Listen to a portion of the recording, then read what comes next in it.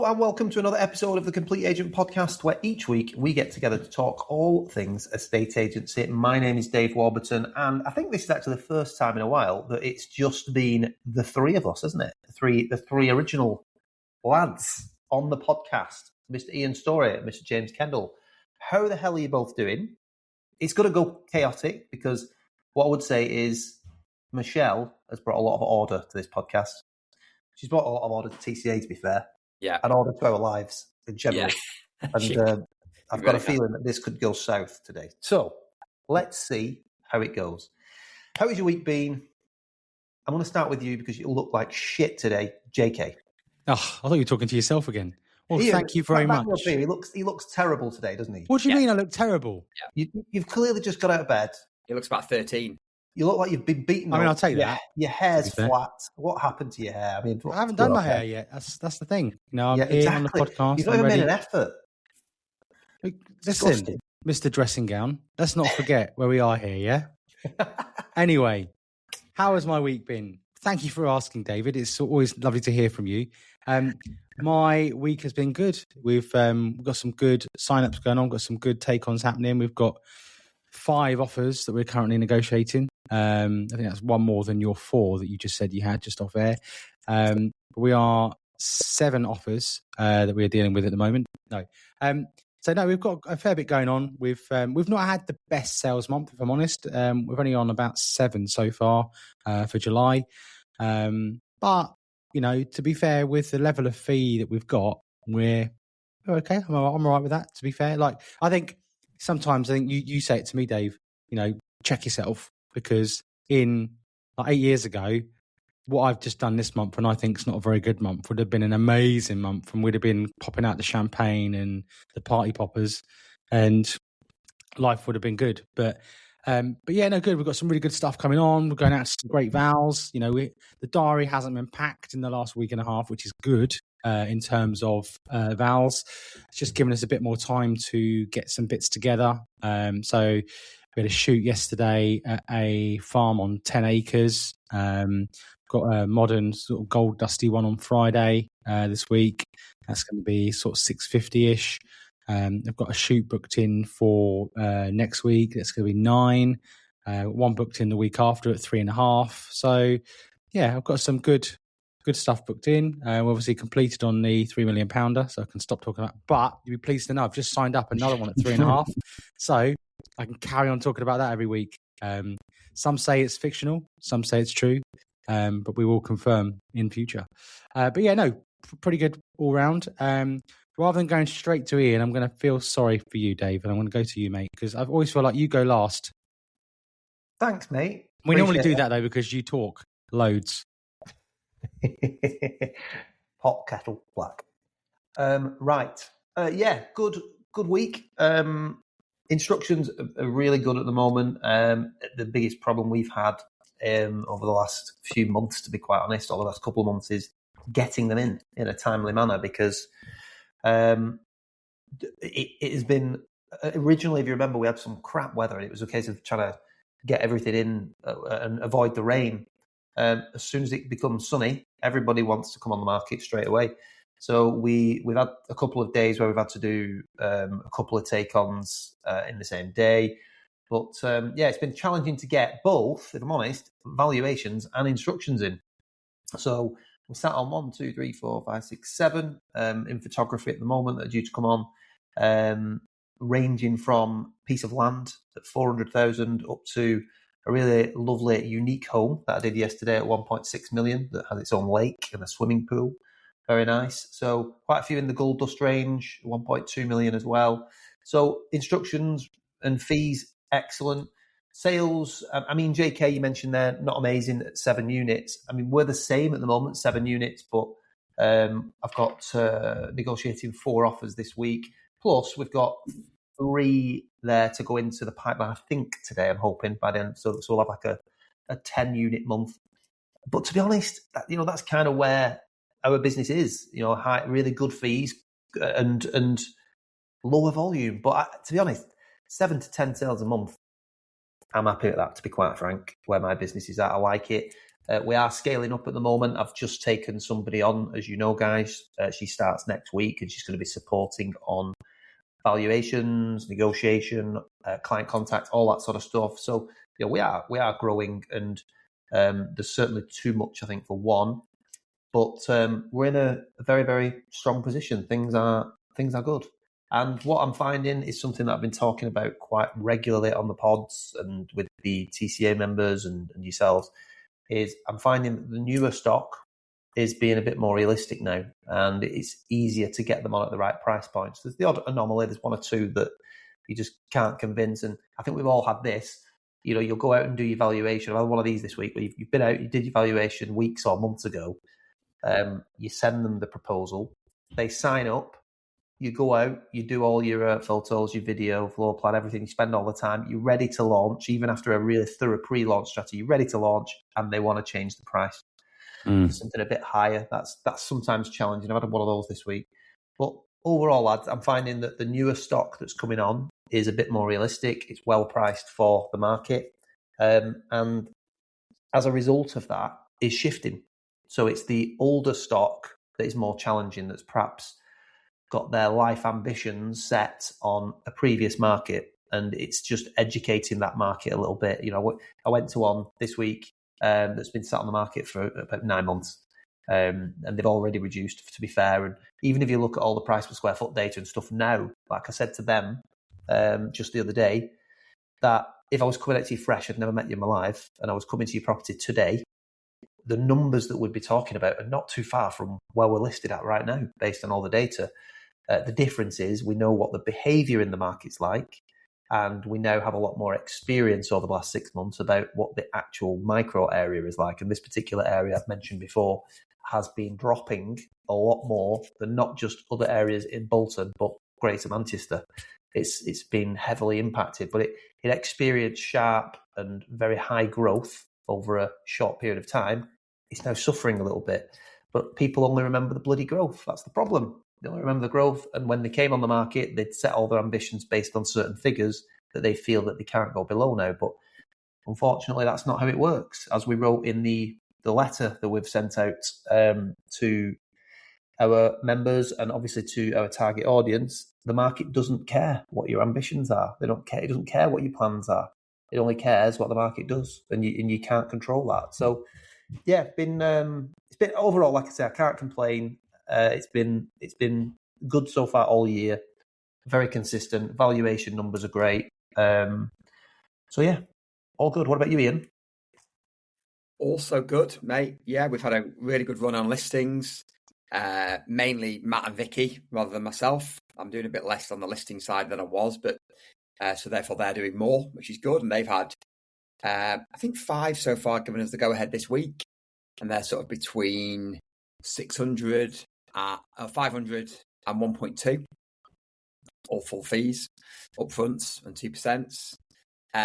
Some fantastic shoots we've been doing recently. The weather is shit today, and we had a shoot booked that's rearranged, but we've had some absolutely superb shoots. We put on the market last night 6 absolute beauties, really, really nice houses ranging from 600 to 2 million.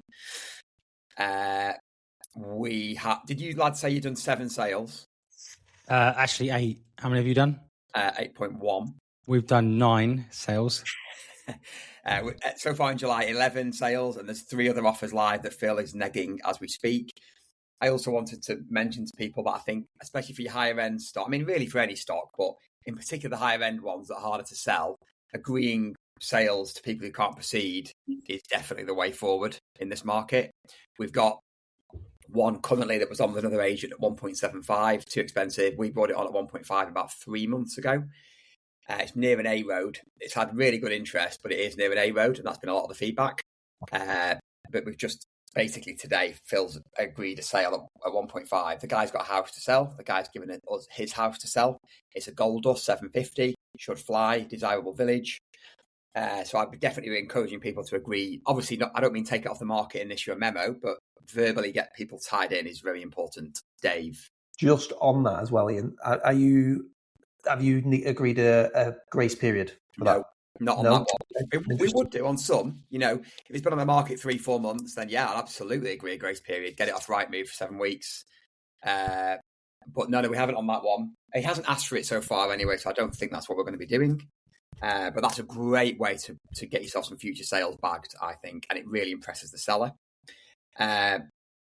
We've had a good run on banked fees, finally. We had an awful Q1 cash flow, but it's been strong in the last couple of months, so that's really bounced back. We've had a really good touch yesterday. So I agreed a sale on a £2 million house in February to a chain-free buyer, and the seller just has not been able to find anywhere since February. It's now August, but the house is beautiful, and the buyer was just so keen to secure it. He's held on and held on and held on for them, and they found somewhere yesterday, a chain-free house to buy. Thank God. So that's although it's been in the pipeline, it really now feels like it is in the pipe, and that's a £2 million on full fees. So that was a good touch yesterday. Our Knutsford office is now sort of officially kicking off. So Matt is basing himself from the Knutsford office 1-2 days a week now. He's targeting stock that's on with other agents that we think we can get hold of.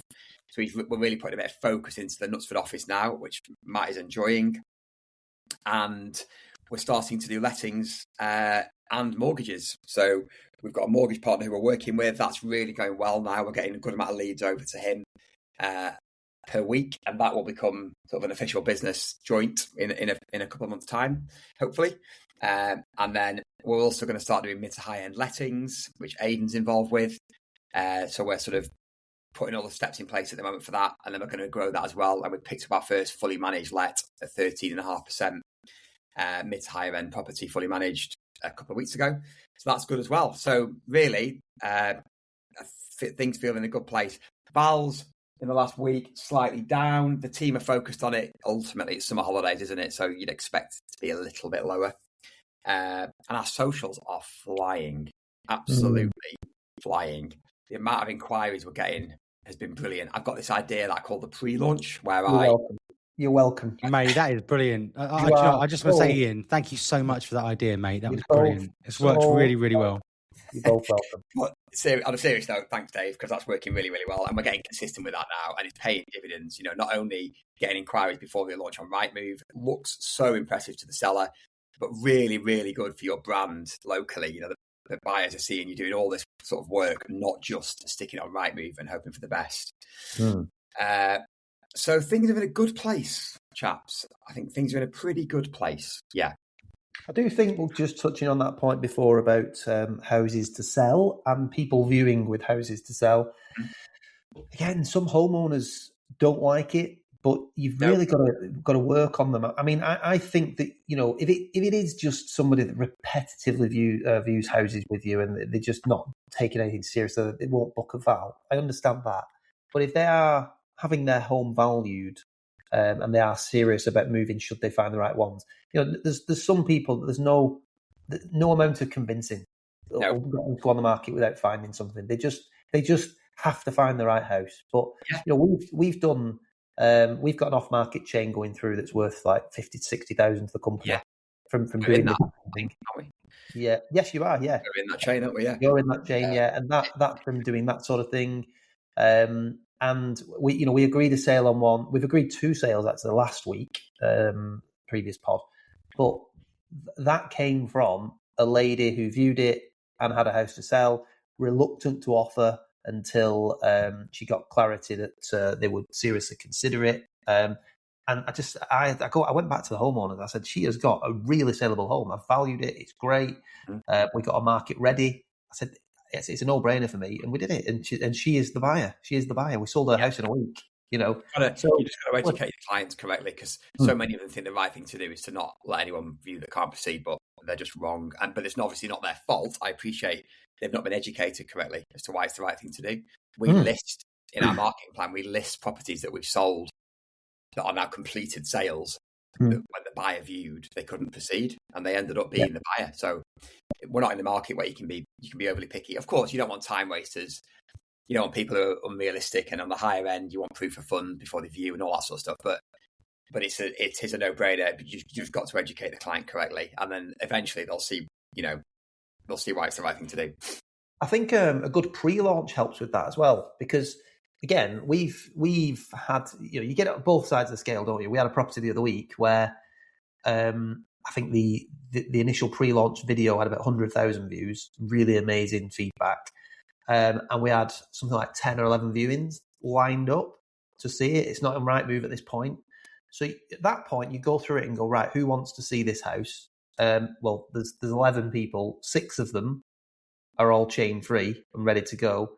5 of them are not ready. They've got houses to sell. They've not had a valuation.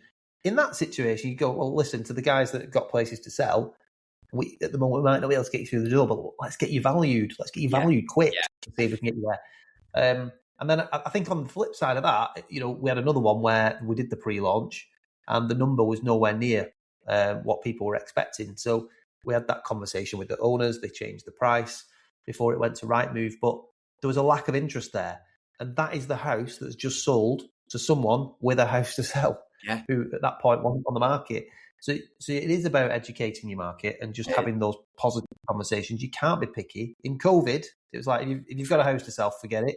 Also, Dave, on some properties, even now you put some on and you get 10, 20 viewings, don't you? But you do still get that. And obviously on those ones, you wouldn't do that. But a lot of stuff, especially when you're selling mid to higher end, unique one-off homes, certainly ones that are sort of north of a mil, generally less buyers, you need to be thinking a bit differently. But being firm and educative, that's not a word, with your seller is very important. And also, I think on the flip side of that, it's a great opportunity to educate the buying market, to say that houses like this, when they come up, they don't hang around and you're going to have competition, and put yourself in the shoes of the seller. What would you rather be dealing with? You, who has a house to sell, or him over there who's chain free? Get yourself market ready. Use these opportunities. Especially now, a great example, market ready. A great example of getting people in is this. So we've got a house that we weren't sure really whether it was offers over 750 or offers over 800. It's a lovely house, but it needs a lot of work. I was saying to the seller, really, I think offers over 750 is more realistic when you look at the market, blah, blah, blah. But we had this person that wanted to view it off our socials. We got them in. They offered 820. And we wasn't on Rightmove then. So I said to the seller, proceed with them. Don't put it on Rightmove. Let's see where we can go with them. He was like, oh, I'm not sure. Maybe I should open it up to the whole market. And, are there any other buyers that might pay more? And I said, well, John, really, it does look, when you look at the data, like this is a really good price. Anyway, we proceeded with that party. They had a house to sell. They ended up not being able to sell that house. So the deal fell through. But my point is, it's gone on the market and hasn't got as high as 820. So it's really shown the seller that I was right to try and go with those people at the start because it was such a good offer. Well, do you know what? You're right. It's a great example of that, because if he had opened it up to the competition and it fell flat on its arse at that point, then the buyers all of a sudden get the leverage. Yeah, I've got a house at the moment. It's on at 1.5. It's a tricky sale because of the circumstances of the owners. Now, the guy came in. He's a really savvy businessman, an excellent negotiator. He's been very. It's been challenging to deal with him in a positive way. We've had some good back and forth. I've enjoyed it. I know the time. And we talk quite candidly. Now he offered 1.3, and he sat on 1.3 for weeks, but he kept in touch with me all the time, and he wanted to know, because we had a purple patch of activity. I got another offer in at 1.1. There was another offer in at 1.3. And he just kept holding out and playing it, asking the right questions, trying to chuck furniture in, taking his time. I'd already verified his funds, and he was like sort of saying, I need to go and have a look at this, Dave, speak to my financial advisor and all that sort of stuff. He took his time. And what he did was used the market to his advantage to say, I'm going to wait and see what everybody else does before I show my hand. And he played it really, really well. And it's the same, and he's going to get that property probably for 1.4. He's the only person in the running now. And if he may or may not walk away, but if he does, then they're left with no one. If he gets it 1.4, I suspect he'll be quite happy. But it's one of those where, again, he's used the market to his advantage. If that was before Rightmove, I think that, and it had been opened up to loads and loads of buyers and nobody had come in, he would have gone, well, my offer's 1.3, 1.35. It's the fact that we had that purple patch that was able to get him to 1.4. So I totally agree with you. I think if you get something very strong like that and it's beyond the market data, deal, basically. Educate. Yeah, and then if it doesn't work out, you've still got the upper hand. There's other examples I could give you along the same sort of lines, but I think you as the agent you show yourself in a good light to the seller, because trying to go with that person at that price was the right thing to do, because there's no one else anywhere near 820 now. So it sort of backs up what you're saying.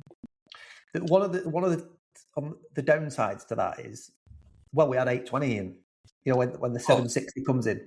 Of course, but I think if you manage that correctly.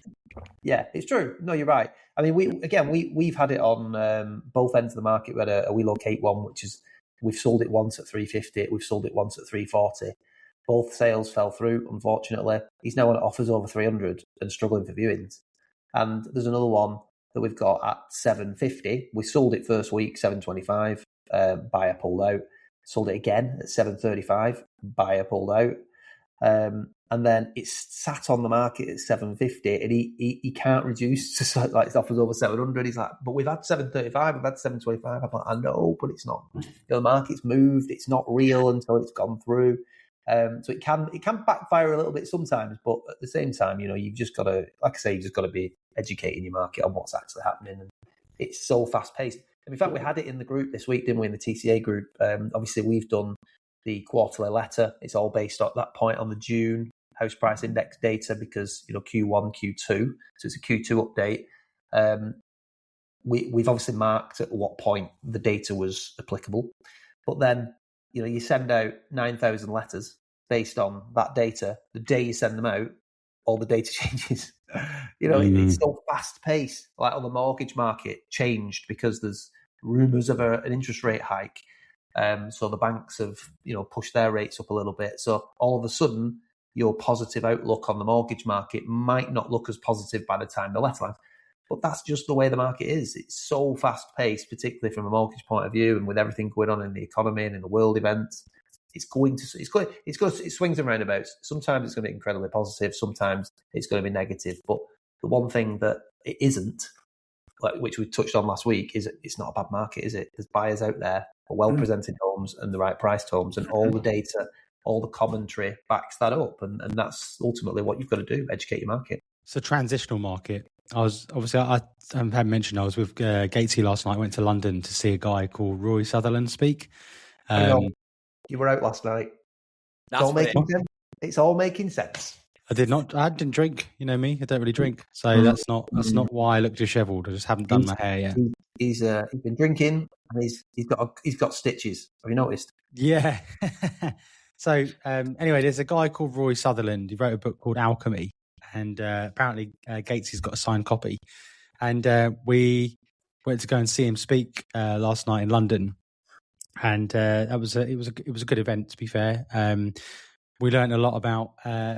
So there's different things that apply to different industries that are also applicable. So like they were saying, the NHS, a quote for people in the NHS was, they hate how things are, but they also hate change. And I think that's also applicable to the estate agency industry for sure. There was a funny anecdote about health and safety and how there are like 135 work-related accidents a year. Something like, I think it was like five people every year die from dishwasher-related deaths. So you know how like when people load the dishwasher and they've got one of them cutlery drawers at the bottom, and they stack it with their knives up because they think their knives are going to get cleaner if they're facing upwards. Apparently 5 people a year are killed in dishwasher-related industries.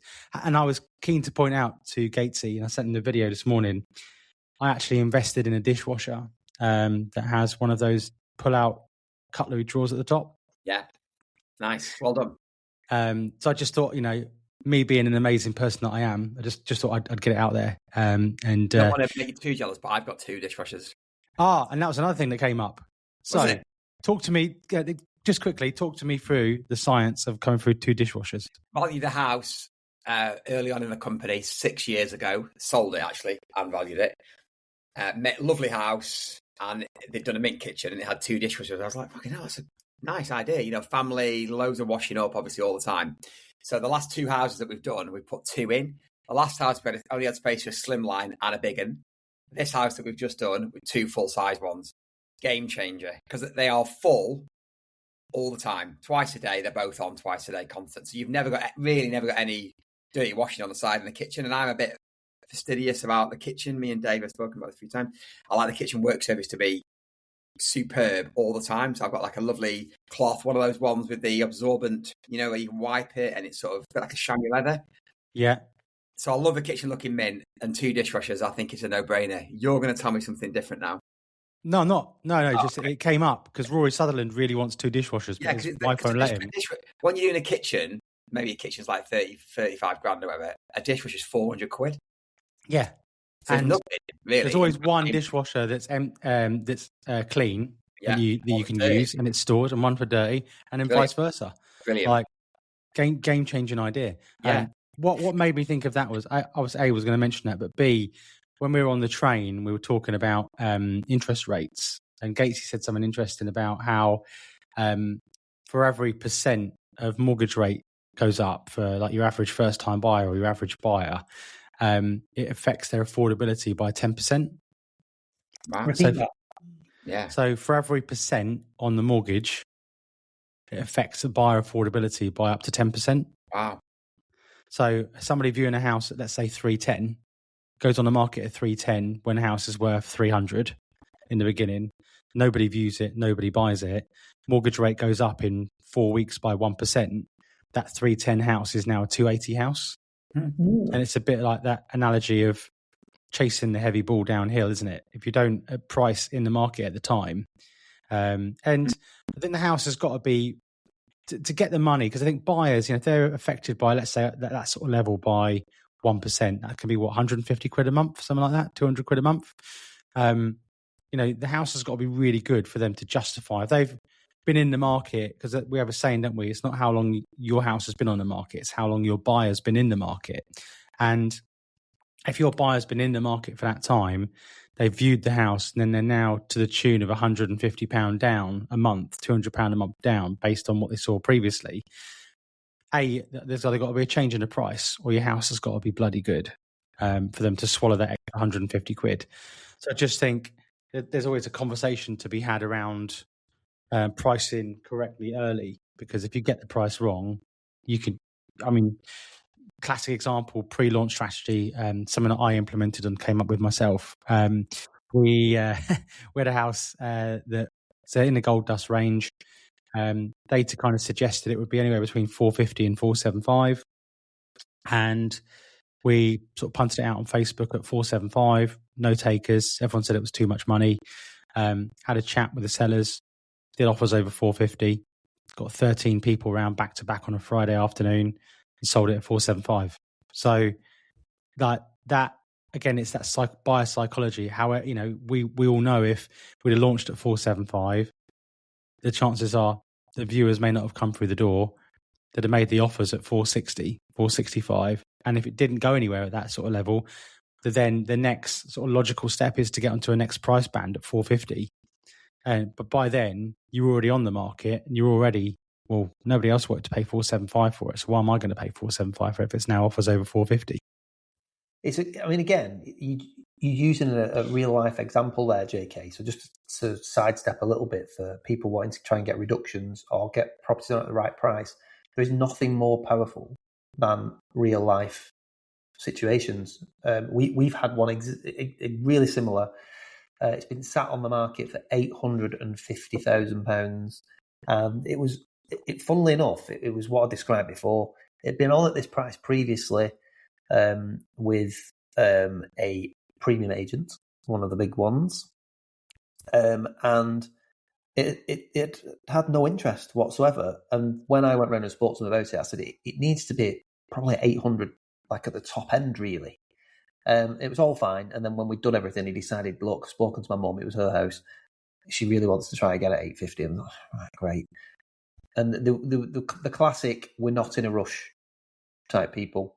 So it's gone on the market at 850,000 in not 4 or 6 months, in 4 months. It's not had a single viewing, not one. And they just sat and sat and sat and sat. Eventually, they agreed to come down to offers in excess of 800.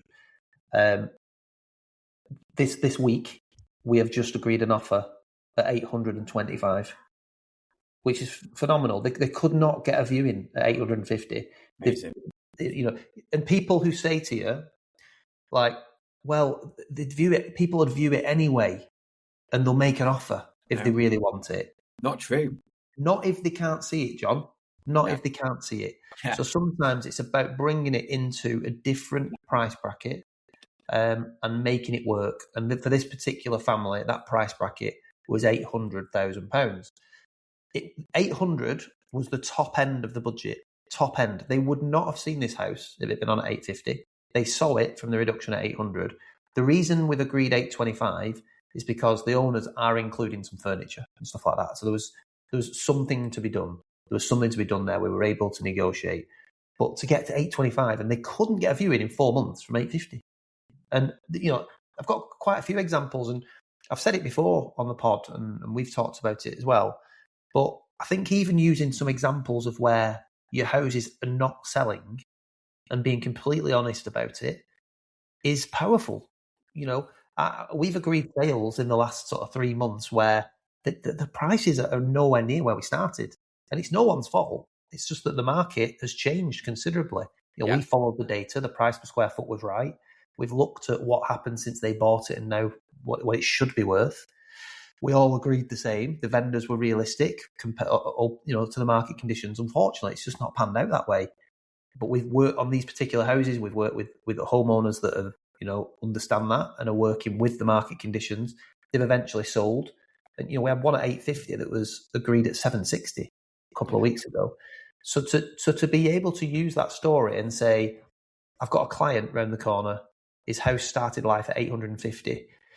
It's been on the market for 9 months. He's had 10 viewings and sold at 760. And he only sold at 760 because we generated competition from a 750 offers over asking price.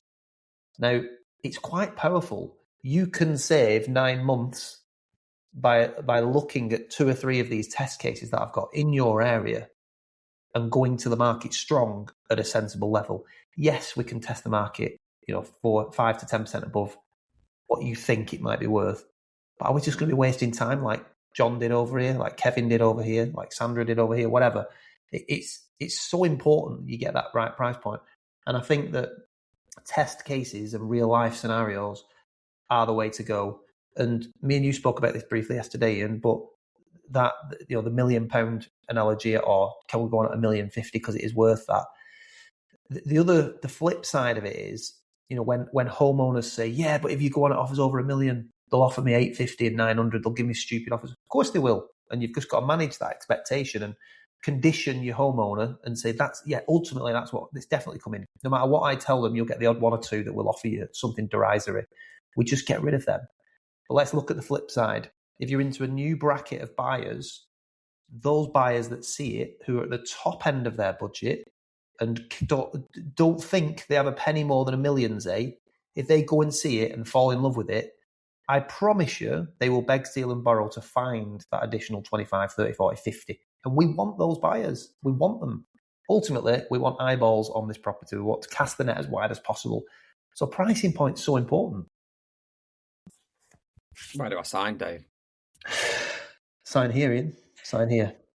For everybody who's listening, I've just shown Ian a contract that signs him up at 2% plus VAT for his house that's worth $4.2 million. Talking about contracts, we had an interesting situation this week that still isn't really resolved. And I know you and me touched on it last night, getting frustrated with sellers who just think that you'll do it for free and you'll bend over backwards.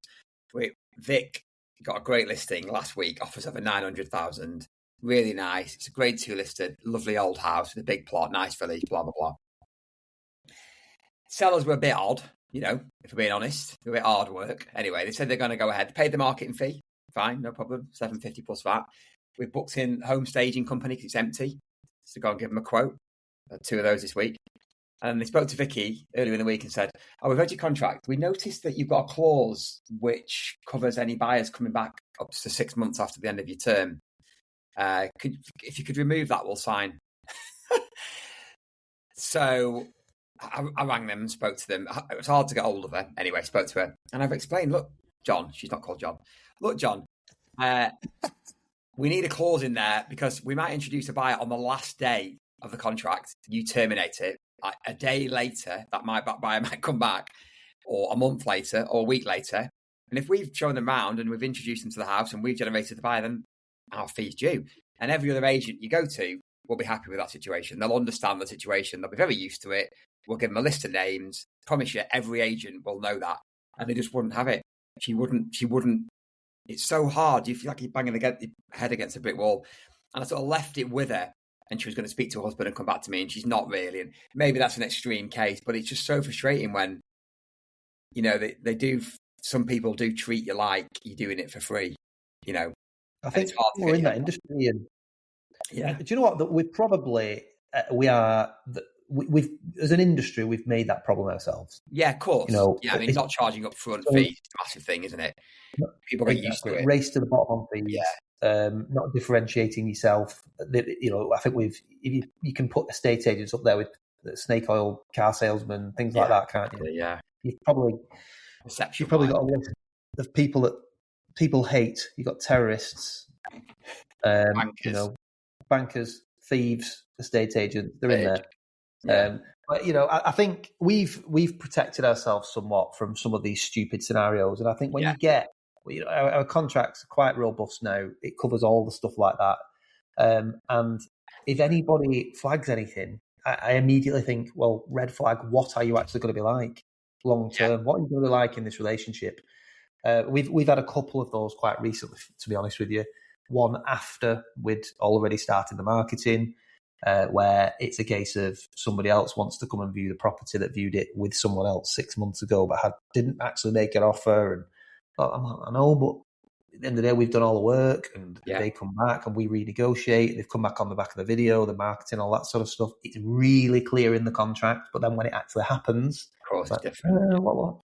And then, similarly, prior to going to the market, agree to come to the market, read the terms, and then question a few things about, what if I introduce my own buyer? How does that work? Yeah.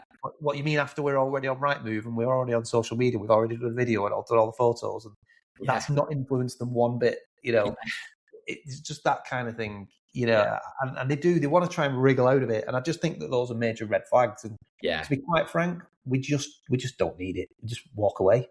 Just walk away. I'd rather be comfortable in the relationship with the client. And I think that, like I say, as an industry, I think we've probably caused that. And it's, people like ourselves and other good agents looking to get upfront fees and command higher fees and do a great job that are changing that slowly but surely. Yeah, indeed. Okay. Probably reasonable time to wrap up, Dave, but what does the rest of your week look like? You got vals today? Shoots?